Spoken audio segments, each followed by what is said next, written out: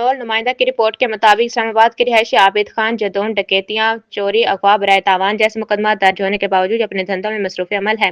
CTG Islamabad की गैर कानूनी अफगानियों के खिलाफ सख्त कार्रवाइयां।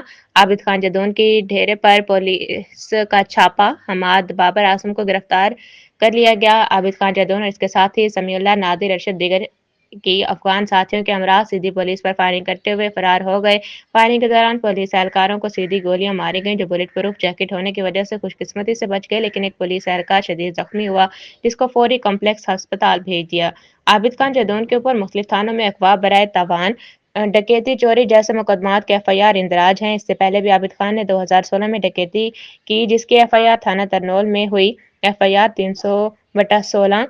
इसमें 4 मुलजमान अफगानिस्तान के रिहायशी जिनको गिरफ्तार किया गया था। इसके ऊपर अगवा, बराए तावान 365 थाना टेक्सला और कब्जे के 7 से ज्यादा FIR एबटाबाद थाना नवां शहर पंजाब में इंदराज हैं, जबकि 780A की FIR थाना रमना और थाना तरनोल में दर्ज हैं।